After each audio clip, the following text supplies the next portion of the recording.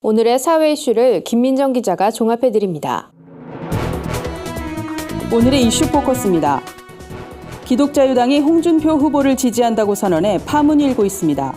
기독자유당의 전광훈 목사는 2일 자유한국당 당사에서 기자회견을 열고 홍준표 후보만이 기독교계가 추구하는 정책을 강조해 지지 선언을 하게 됐다고 밝혔습니다. 특히 전 목사는 이날 한국기독교총연합회와 한국교회연합을 비롯해 범기독교계가 지지 선언에 동참했다고 주장해 큰 혼란을 낳았습니다. 이에 한기총과 한교연 두 단체는 즉시 성명을 발표했는데요. 한기총은 대통령 선거에서 특정 후보를 지지하지 않는다며 보도된 내용은 사실이 아니라고 선을 그었습니다. 한교연도 기독자유당의 지지 선언에 사전 협의가 없었다며 기독교가 집단적으로 나서 특정 정당과 후보를 공개 지지하는 것은 결코 바람직한 행위가 아니라고 비판했습니다. 북한이 핵 폐기 대가로 6천억 불에 달하는 원조와 미국과의 평화협정을 요구했다고 중국 언론이 보도했습니다.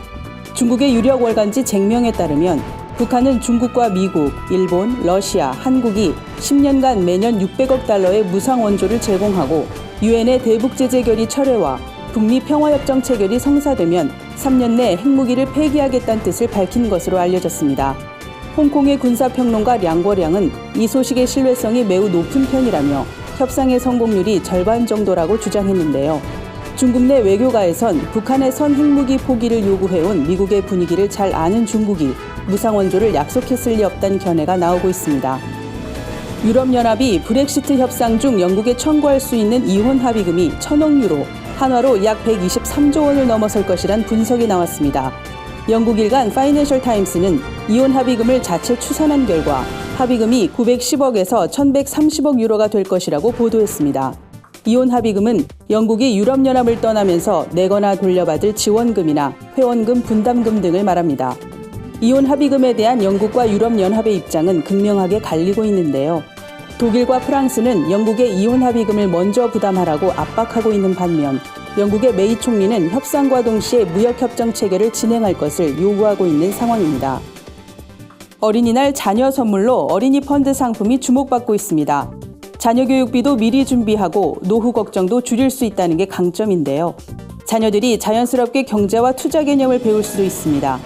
실제로 한 펀드 평가사가 집계한 바에 따르면 전체 어린이 펀드 설정액은 8,800억 원을 넘어선 것으로 나타났습니다.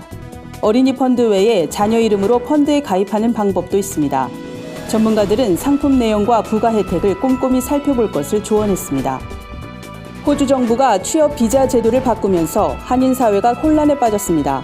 호주 정부는 임시근로 비자로 4년의 체류 기한을 주던 기존의 비자를 폐지하고 2년짜리 단기 비자와 고숙련 기술직 대상의 4년짜리 중기 비자로 대체했습니다.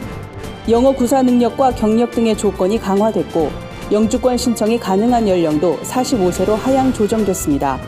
최근 변호사 사무실에는 문의 전화가 쇄도하고 있고 요식업에 종사하는 젊은이들 일부는 귀국을 검토하는 등 분위기가 심상치 않습니다. 파견 인력 철수를 고민하는 한국 기업들도 있어 당분간 파장은 계속될 것으로 보입니다.